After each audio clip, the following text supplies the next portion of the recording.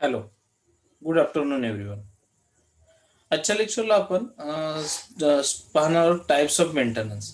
त्याच्या आधीच्या लेक्चरला आपण काय पाहिलं होतं, तर टोटल प्रोडक्टिव्ह मेंटेनन्स म्हणून. Okay, productive maintenance. त्याच्या आधी आपण पाहिलं होतं total quality management, then total productive maintenance. आणि आता त्याच्यामधलाच आपला राहिलेला पार्ट होता तो types of maintenance. So types of maintenance मध्ये मग काय येतं, तर कोणकोणते टाइप्स येतात. तो फर्स्ट वन आहे ब्रेकडाऊन मेंटेनन्स. ब्रेकडाऊन मेंटेनन्स मध्ये काय म्हटलंय, in this case people wait until equipment failed are set right. Such type of maintenance does not affect operation or production or generate any significant loss other than the cost repairs. काय, in this case people wait until equipment fail. म्हणजे याच्यामध्ये काय म्हटलंय की लोक पूर्ण equipment पूर्ण बंद पडोपर्यंत थांबत नाहीयेत, तर त्याच बंद पडू नये यासाठी त्याचा टाइम टू टाइम मेंटेनन्स केला जातो, जेणेकरून ब्रेकडाऊन झाल्याच्या नंतर तुमचं काम थांबू नये आणि त्याने कंपनीचा लॉस होऊ नये. त्याच्यामुळे ही जी कंडिशन आहे किंवा ब्रेकडाऊन मेंटेनन्स केला जातो. देन येतो second, preventive maintenance. It is a daily maintenance, cleaning, inspection, oiling and retain healthy condition of equipment and prevent failure. Preventive maintenance increase the service life of the equipment. आता preventive maintenance मध्ये काय केलं जातं, तर it is a daily maintenance, म्हणजे daily maintain ठेवला जातो. मध्ये इक्विपमेंट असतील तर त्यांचं डेली ऑइलिंग, त्यांचं डेली क्लिनिंग, त्याच्यानंतर त्याला लागणाऱ्या ज्या काही गोष्टी असेल त्याला फ्यूल लागणारं डेली फ्यूल, ह्या सगळ्याचा डेली मेंटेनन्स. त्याच्याने काय होतं की त्या इक्विपमेंटची जी लाईफ आहे ती वाढते. Then corrective maintenance. It improve equipment and its components. For example, equipment with design weaknesses can be redesigned to improve. Corrective maintenance म्हणजे काय, to improve equipments and its components. त्याचे हे काय करतात, इक्विपमेंट इम्प्रूव्ह करतात किंवा त्याचे जे कंपोनंट्स आहेत ते इम्प्रूव्ह केले जातात. म्हणजे सपोज एखादं इक्विपमेंट एक पर्टिक्युलर डिझाईन बनवतं, पण त्याच्यापेक्षा आता आपल्याला काय की त्याच्यापेक्षा डेव्हलप डिझाईनची गरज आहे मार्केटमध्ये. सो अशा वेळेस काय होतं की करेक्टिव्ह मेंटेनन्स काय करतं की त्या इक्विपमेंटला डेव्हलप करतं किंवा त्याला त्या इक्विपमेंटला रिडिझाईन करतं. कशासाठी, तर ती क्वालिटी मिळण्यासाठी किंवा चांगल्या पद्धतीचं डिझाईन मिळण्यासाठी. सो येतं करेक्टिव्ह मेंटेनन्स मध्ये. देन येतं मेंटेनन्स प्रिव्हेन्शन. मेंटेनन्स प्रिव्हेन्शन मध्ये काय येतं मग, in this case weaknesses of current machines are studied and incorporated before commissioning of new equipment. In this case weaknesses of current machine, याच्यामध्ये काय आलं मेंटेनन्स प्रिव्हेन्शन मध्ये, in this case weaknesses of current machine are studied. म्हणजे जे आपल्या current मशीनचे जे काही विकनेस आहेत ते स्टडी केले जातात, and incorporated before commissioning of new equipment. आणि काय केलं जातं, आणि मग ते काय केलं जातं की नवीन इक्विपमेंट ज्या वेळेला तुम्ही कंपनीमध्ये हे कराल, इन्स्टॉल कराल, त्यावेळेस हे जे विकनेसेस आहेत ते त्यातले काढून टाकण्याचं काम करतं. So maintenance prevention. देन येतं एनर्जी ऑडिट. एनर्जी ऑडिट म्हणजे काय, जसं की आपण पाहिलं total quality management. Quality management वरती आपण कशावरती भर दिला, तर क्वालिटीवरती, की प्रोडक्टची क्वालिटी आपल्याला मेंटेन ठेवायची. त्याच पद्धतीने एनर्जी ऑडिट मध्ये काय आहे, तर ह्याच्यामध्ये तुमचं जास्त करून जे काय फोकस आहे ते कशावरती असतं, तर कंपनीसाठी लागणारी एनर्जी. मग ती एनर्जी किती प्रमाणात यूज होते, कुठे कुठे त्याची खरंच गरज आहे आणि कुठे आपण एनर्जी सेव्ह करू शकतो कंपनीला लागणारी. सो एनर्जीचे टाईप मग भरपूर असू शकतात. इलेक्ट्रॉनिक असेल, त्याच्यानंतर फ्युल असेल किंवा आणखी काही असेल. ओके. सो अशा पद्धतीची एनर्जी जी आहे ती आपल्याला कशा पद्धतीने सेव्ह करता येईल, सो हे एनर्जी ऑडिट मध्ये पाहिलं जातं. Then the role of energy audit. मग एनर्जी ऑडिटचे रोल काय आहेत, तर energy auditor has perform the following functions. Energy auditor जो आहे तो खालील फंक्शन जे दिलेले आहेत ते परफॉर्म करतो. First one, quantity energy cost. एनर्जीची कॉस्ट किती आहे ती क्वांटिटी, त्याची क्वांटिटी काढतो, आणि and quantity. Then correlate production with energy cost. म्हणजे जेवढी तुमची एनर्जीवरती कॉस्ट खर्च होते तेवढं तुमचं प्रोडक्शन आहे का याचं रिलेशन पाहतो. Then energy database format. त्याच्यानंतर एनर्जीचा डाटाबेस फॉर्मॅट तो पाहतो किंवा तसा डाटाबेस फॉर्मॅट रेडी करतो. Then compliance of organisation as regards policies. काय म्हटले, compliance of organisation as regard policy, जो काही ठरवून दिलेल्या पॉलिसीज आहेत त्यानुसार ऑर्गनायझेशन काम करते का. Then highlight the areas which need attention, त्याच्यानंतर जे एरिया जिथे जास्त लक्ष देण्याची गरज आहे असे एरिया काय करतो ऑडिटर हायलाइट करतो. Then conduct audit as follows, त्याच्यानंतर तो ऑडिट कंडक्ट करतो. मग कशा पद्धतीने ऑडिट कंडक्ट करतो, फर्स्ट वन आहे collection of data and its analysis, पहिले डाटा कलेक्ट करतो आणि त्याला अनालाइज करतो. Then measurement of energy balances, त्याच्यानंतर एनर्जी किती यूज होते की त्याचं मेजरमेंट करतो आणि त्याला बॅलन्स ठेवण्याचा प्रयत्न करतो. Then review of energy procurement practices, त्याच्यानंतर एनर्जी जे काही यूज होते त्याचा रिव्ह्यू पाहिला जातो. त्यानंतर आयडेंटिफाय एनर्जी इफिशियन्सी, एनर्जी मध्ये किती इफिशियन्सी आहे ते आयडेंटिफाय केलं जातं आणि एस्टॅब्लिश ऍक्शन प्लॅन, आणि त्याच्यानंतर तो ऍक्शन प्लॅन आपण एनर्जी ऑडिट कशा पद्धतीने करू शकतो याचे एक ऍक्शन प्लॅन तो बनवतो. सो ऑडिटरचे हे सगळे फंक्शन्स आहेत. Then contents of an energy audit, energy audit मध्ये कोणकोणते कंटेंट्स येतात. An energy audit seeks to document things that are sometimes not given much attention in the plant, such as the energy being used on site annually, which processes used to energy, and the opportunities for saving the energy. The energy audit report reviewed the needs for plant metering and monitoring, enabling the plant manager to institutionalize the practice and hence save money for the future. The energy audit program also planned the list for necessary step to taken and set the preliminary budget for the energy management program.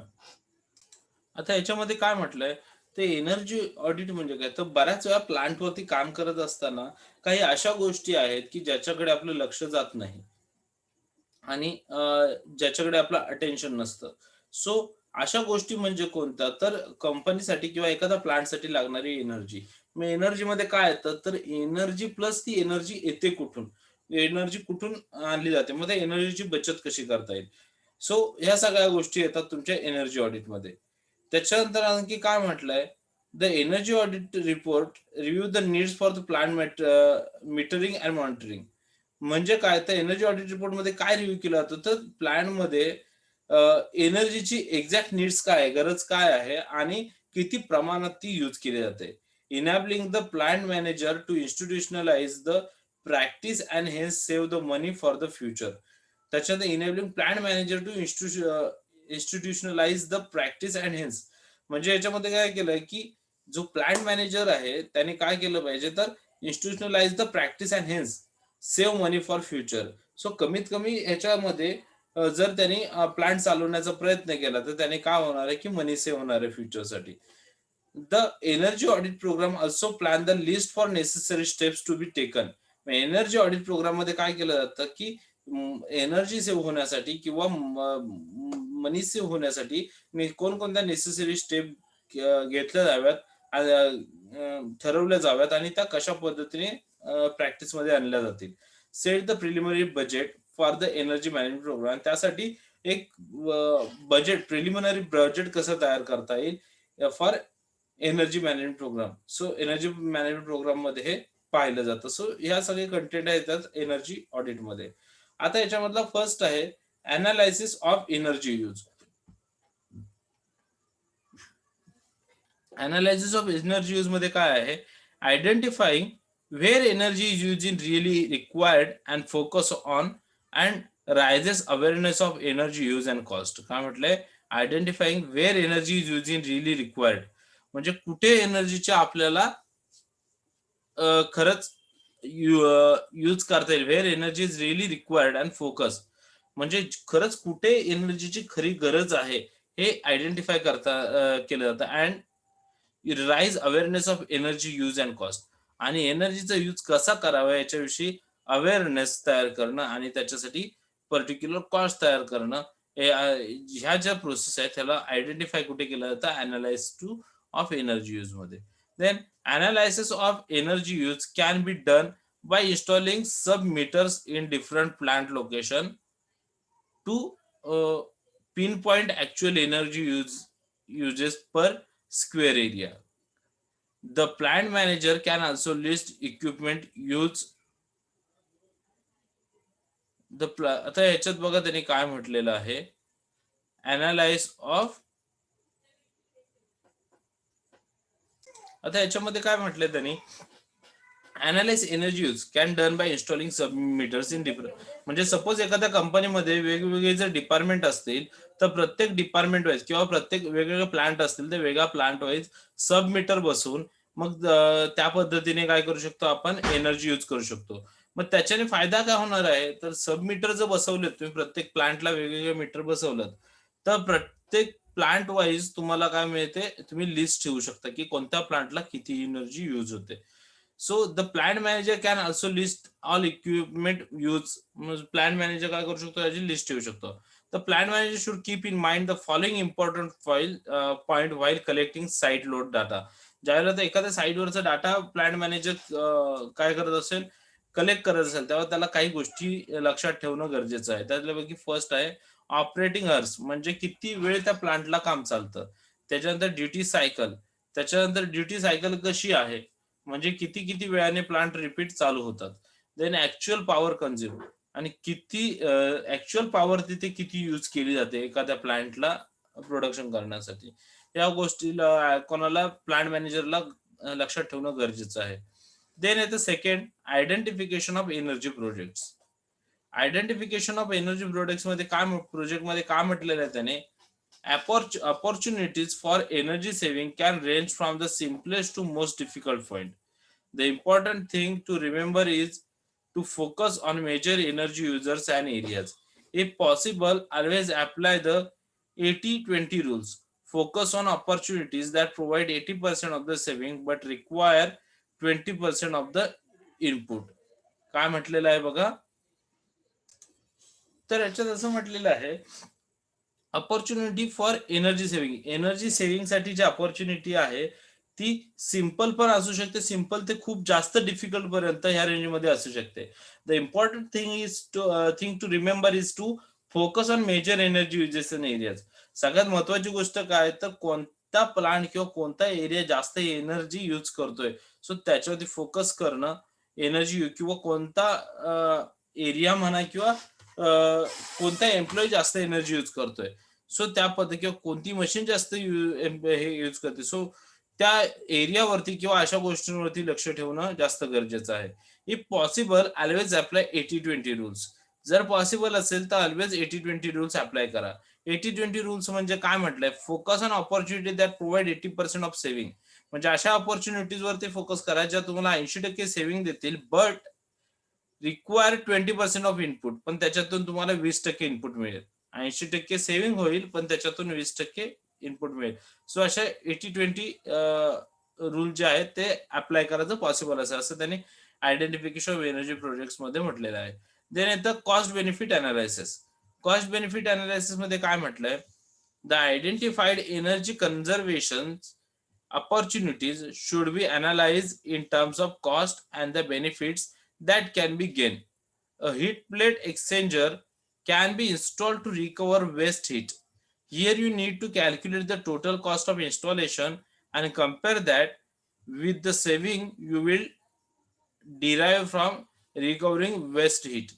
It makes sense to go on with the project if there is a net positive benefit from the project, or else scrap and try for a different options. म्हणजे काय म्हटलं त्यांनी, आता याच्यामध्ये काय म्हटलंय, identify energy conservation opportunity should be analyse in terms of cost and the benefit that can be gain. म्हणजे इथे तुम्हाला एनर्जीचा जास्तीत जास्त चांगला वापर कसा करता येतोय हे आयडेंटिफाय करता आलं पाहिजे. देन हीट प्लेट एक्सचेंजर, म्हणजे याच्या ठिकाणी एक हीट प्लेट एक्सचेंजर तो काय काम करतो, can be installed. Heat plate exchanger जो आहे तो इन्स्टॉल केला पाहिजे, जेणेकरून काय होईल की जी स्क्रॅपला, म्हणजे जी वाया जाणारी एनर्जी आहे ती पुन्हा हीट प्लेट एक्सचेंजर टू, म्हणजे जे वाया जाणारे हीट आहे ते त्या एक्सचेंजर टू पुन्हा तुम्हाला वर्किंग मध्ये आणता येते. So heat plate exchanger can be install to recover waste heat. So तुमची वेस्ट जाणारी जी हीट आहे ती रिकवर करायचं काम कोण करतं, wasted heat plate exchanger. Here you need to calculate total cost of installation. इथे तुम्हाला काय करावं लागेल मग, तर total cost of installation heat plate exchanger install करण्यासाठी किती कॉस्ट येते आणि compare that with the saving you will derive, आणि त्याच्यामुळे तुमची किती एनर्जी सेव्ह होते हे तुम्हाला कम्पेअर केलं पाहिजे. It makes sense to go on with the project if there is net positive benefit. जर ह्या प्रोजेक्टमधून जर तुम्हाला पॉझिटिव्ह बेनिफिट्स मिळत असतील तर ठीक आहे. अदरवाईज काय करावं लागेल तुम्हाला, ट्राय डिफरंट ऑप्शन. तुम्हाला स्क्रॅपसाठी काहीतरी वेगळा ऑप्शन पाहावं लागेल. हे त्यांनी कॉस्ट बेनिफिट अनालिसिस मध्ये म्हटलेलं आहे. देन येतं action plan to set implementation priorities. काय म्हटलंय, action plan to set implementation priorities. मग याच्यामध्ये काय म्हटलंय, once the cost benefit test is pass an action plan should be developed to confirm that the opportunities identified are implemented. The action plan should include all the major steps for implementing the opportunities as well as people responsible for the same. म्हणजे काय, once काय म्हटलं तर cost taste is pass. जर तुम्ही ही cost benefit taste आहे ती pass झालात, किंवा ही सपोज तुम्हाला पॉझिटिव्ह याचा रिपोर्ट मिळाला, as action plan should be develop to confirm the opportunities identify the implemented. मग जे तुम्ही ठरवलेलं आहे, ज्या पद्धतीने तुम्हाला प्लॅन करायचा आहे त्या पद्धतीने तुम्ही डेव्हलपमेंटच्या मागे लागणार. The action plan should include all the major steps. मग त्याच्यामध्ये तुम्ही जी काय ऍक्शन घेणार आहात त्याच्यामध्ये अशा मेजर स्टेप सगळ्या इन्क्लूड केल्या पाहिजेत for implementing the opportunities. So तुम्हाला जे अपॉर्च्युनिटी मिळालेली आहे त्याला इम्प्लिमेंट करण्यासाठी ज्या काही मेजर स्टेप्स आहेत त्या तुम्हाला याच्यात इन्क्लूड केल्या पाहिजेत. अपॉर्च्युनिटी ऍज वेल एज त्याच्यासोबतच काय, people responsible for the same. मग याच्यासाठी जी कोणी लोक रिस्पॉन्सिबल आहेत, सो त्यांना सुद्धा तुम्हाला काय करावं लागेल, लक्षात ठेवावं लागेल, किंवा त्यांना सुद्धा याच्यात इन्क्लूड करून घ्यावं लागेल. सो हे त्यांनी म्हटलेलं. सो अशा पद्धतीने हे जे कंटेंट्स ऑफ एनर्जी ऑडिटचे हे चार पार्ट हे होते, 4 पॉईंट होते. Analyse of energy use, then identification of energy project, then cost benefit analysis, then action plan to set implementation priority, आणि त्याच्यानंतर येतं objective of energy audit. Energy audit is conducted to achieve the following objective. Energy audit is conducted to achieve the following objective. त्याच्यामध्ये first one म्हटलंय to identify quality of energy input. To identify quality of energy input. So energy जी काही तुम्हाला energy input मिळते त्याची quality काय आहे हे पहिलं आयडेंटिफाय करणं गरजेचं आहे ऑब्जेक्टिव्ह मध्ये. Then second one, to identify cost of energy input. Energy input जी काय मिळते त्याच्यावरती किती कॉस्ट खर्च होते हे आयडेंटिफाय केलं जातं. हे एक त्याचं ऑब्जेक्टिव्ह आहे, करणं हे त्याचं objective. Then third one, to examine consumption pattern in various cost centres. Consumption patterns in various cost centres. वेगवेगळ्या कॉस्ट सेंटरला किती कन्झम्पशन होतं हे तुम्हाला एक्झामाइन करणं हे एक त्याचं ऑब्जेक्टिव्ह आहे. Then to relate energy input with production output. म्हणजे जेवढी तुम्हाला एनर्जी इनपुट करताय त्याच्या बदल्यात किती तुमचं आउटपुट निघतंय, प्रोडक्शन आउटपुट निघतंय, याचं रिलेशन चेक करणं हे एक तुमच्या ऑब्जेक्टिव्ह मध्ये येतं. Then to identify area of energy saving. So कोणत्या ठिकाणी तुम्ही एनर्जी सेव्ह करू शकता ते आयडेंटिफाय करणं हा एक त्याचा ऑब्जेक्टिव्ह आहे. Then to identify wastage area. So कोणत्या ठिकाणी जास्त वेस्टेज जातं हे आयडेंटिफाय करणं सुद्धा एनर्जी ऑडिटचा ऑब्जेक्टिव्ह आहे. Then to energy saving target for each cost centre. So प्रत्येक कॉस्ट सेंटरला कशा पद्धतीने एनर्जी सेव्ह करता येईल त्याचं टार्गेट ठेवणं हे एक तुमचं ऑब्जेक्टिव्ह आहे. Then to implement major to conserve energy. Measures to conserve energy म्हणजे काय म्हटलं. सो याच्यामध्ये त्यांनी काय म्हटलंय की एनर्जी सेव्ह करण्यासाठी तुम्हाला कोणकोणते उपाय करता येतील ते ठरवणं सुद्धा एक ऑब्जेक्टिव्ह आहे एनर्जी ऑडिटचं. देन नेक्स्ट येतं control of distribution cost supply cost and supply cost. Distribution control of distribution cost and supply cost. So distribution cost आणि सप्लाय कॉस्ट वरती कशा पद्धतीने कंट्रोल करता येतं ते ह्याच्यात आपल्याला पाहायचं आहे. सो आधी काय आहे तर ह्याचं मिनिंग काय, control distribution cost and supply cost. तर मिनिंग आपण पाहूयात. Cost reduction and cost control is a challenging subject. Cost reduction म्हणजे कॉस्ट कमी करणं आणि त्याच्यावरती कंट्रोल ठेवणं हे सगळ्यात चॅलेंजिंग सब्जेक्ट आहे असं त्यांनी म्हटलंय. Logistic and distribution companies just try to cut head count in order to achieve quick cost reduction. This is often the wrong strategy. Cost reduction starts with fully understanding all cost and separating them into fixed and variable cost. Variable cost fluctuates with volume, truck fuel, direct labor, packaging, etc., while fixed costs remain constant. आता याच्यामध्ये काय म्हटलंय, logic and distribution company just try to head count in order to achieve quick cost reduction. Cost reduction करण्यासाठी काही companies आहेत, logistic and distribution companies आहेत, त्या काय करतात तर फक्त त्याचे हेड काउंट करतात. म्हणजे सपोज ह्याच्यावरती प्रोडक्शन वरती किती खर्च येतोय किंवा फायनान्स वरती किती, मार्केटिंग वरती किती खर्च येतोय, सो फक्त त्याचे हेड काउंट करतात. सो खरं तर दिस ऑफन द रॉंग स्ट्रॅटेजी. खरं तर ही स्ट्रॅटेजी आहे, ही चुकीची स्ट्रॅटेजी आहे. का तर cost reduction start with fully understanding all cost and separating them into fix and variable. आधी काय की कॉस्ट रिडक्शन मध्ये सगळ्या पद्धतीच्या कॉस्ट तुम्हाला एकत्र केल्या पाहिजेत आणि मग त्याला फिक्स आणि व्हेरिएबल मध्ये सेपरेट केलं पाहिजे. असं का केलं जातं तर variable cost fluctuate with volume fuel. म्हणजे व्हेरिएबल कॉस्ट आहेत त्या चेंज होत राहतात. कारण जे व्हॉल्यूम ट्रक फ्युल म्हणजे पेट्रोलचा भाव जो आज आहे तो उद्या सेम नसणार, तो चेंज होणार आहे. डायरेक्ट लेबरचा जो काही कॉस्ट आहे, लेबर कॉस्ट, ती आज आहे तेवढीच नसणार, ती चेंज होत राहणार आहे. पॅकेजिंग वरती येणारा खर्च आज आहे तेवढाच राहणार नाही, तो चेंज होत राहणार. While fix cost remains constant, पण इथे फिक्स कॉस्ट जी असते ती सेम राहते. त्याच्यामुळे ते तसं म्हटलेलं आहे. Then the major cost components are. आता कोणकोणते कॉस्ट कंपोनंट्स मेजर आहेत किंवा गरजेचे आहेत, महत्वाचे आहेत, ते आहेत फर्स्ट वन लेबर. मग लेबर मध्ये direct labour, indirect labours, temporary labours versus permanent staff, so हे असू शकतात. त्यानंतर स्टॉक लॉस, देन येतं डिस्ट्रीब्युशन, पॅकेजिंग, याच्यामध्ये distribution, packaging, cost of low प्रोडक्टिव्हिटीवरची cost, and then cost of poor quality, आणि लास्ट वन म्हटलंय युटिलिटीज. युटिलिटीमध्ये मग इलेक्ट्रिसिटी असेल, हीट असेल, वॉटर असेल. आता method of controlling distribution cost method control करण्याचे काही मेथड्स आहेत. त्याच्यामधला फर्स्ट आहे निगोशिएट कॉन्ट्रॅक्ट अॅन्युअली. काय म्हटलंय, निगोशिएट कॉन्ट्रॅक्ट अॅन्युअली. आता याच्यात निगोशिएट कॉन्ट्रॅक्ट अॅन्युअली मध्ये काय म्हटलंय तर all the contract should be negotiated annually. म्हणजे सगळे जे कॉन्ट्रॅक्ट आहेत ते वर्षाला निगोशिएट होतात. Life of a contract should not exceed 1 year.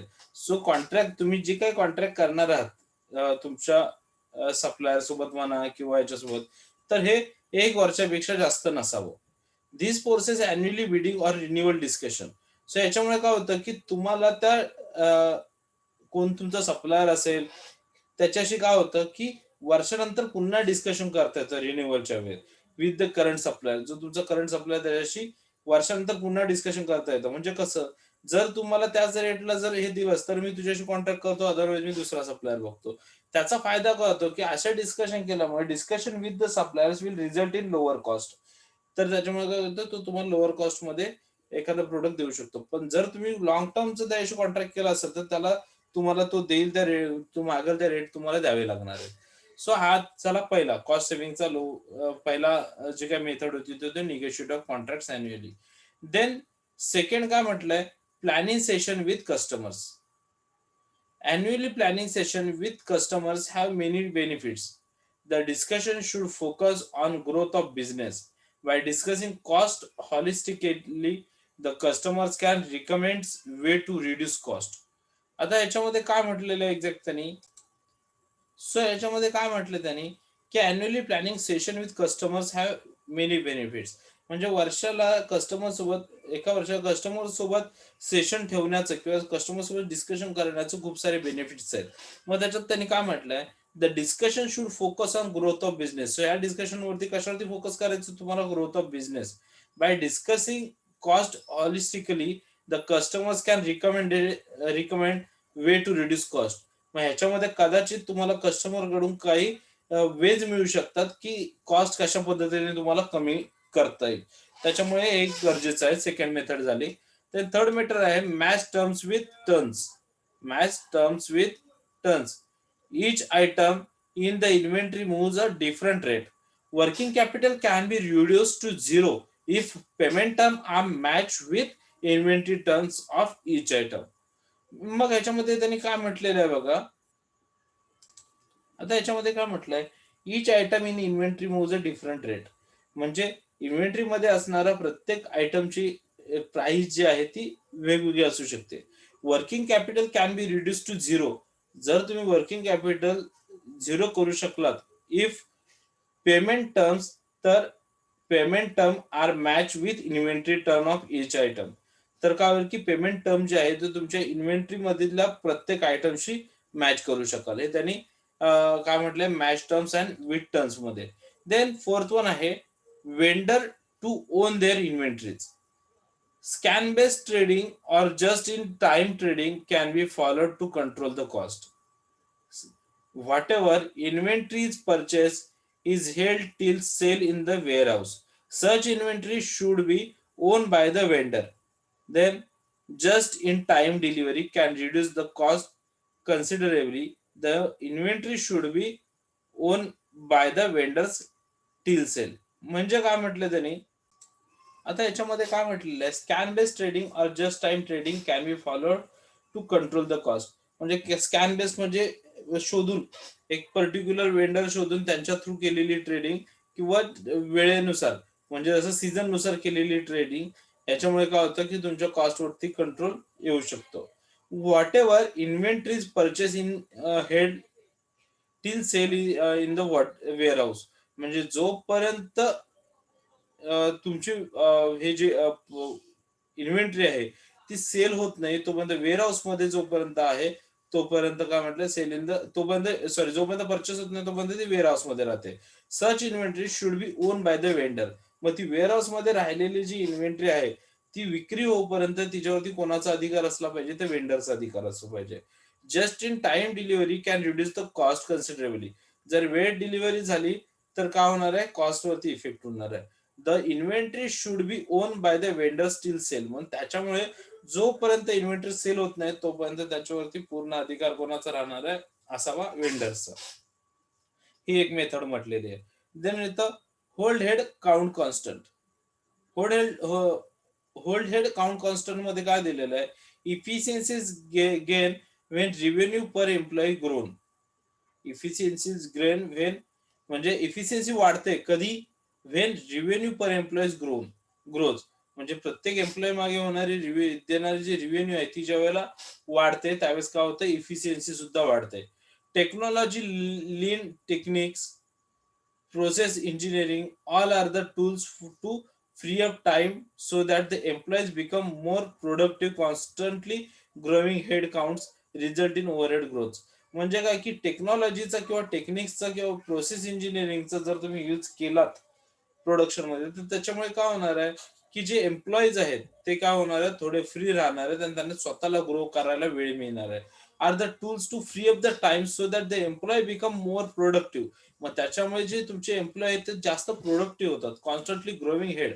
आणि मग ते कॉन्स्टंटली काय होतं, ते त्यांच्यामध्ये बदल होत राहतात किंवा ते डेव्हलप होत राहतात आणि त्याचा सुद्धा फायदा तुमचा कॉस्ट वरती पडतो.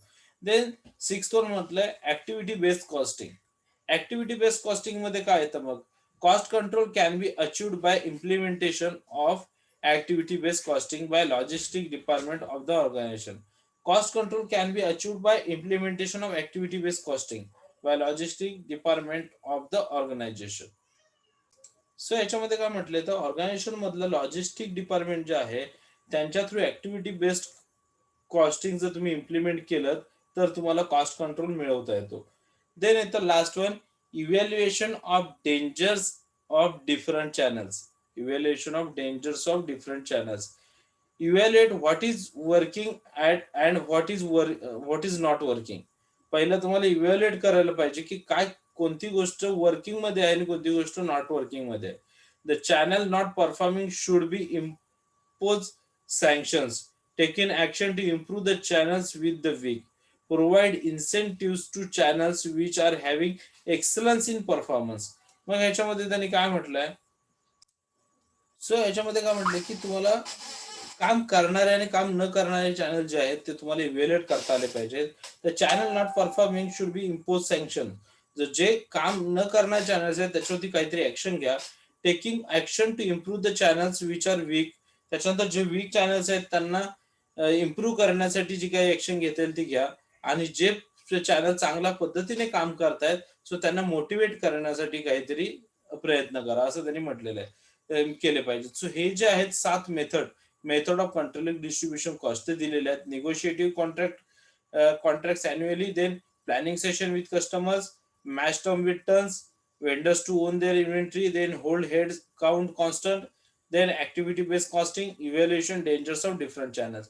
त्याच्यानंतर नेक्स्ट लेक्चरला आपण way to control supply chain cost हे पाहणार आहोत. आता आपण इथे थांबूयात. ओके.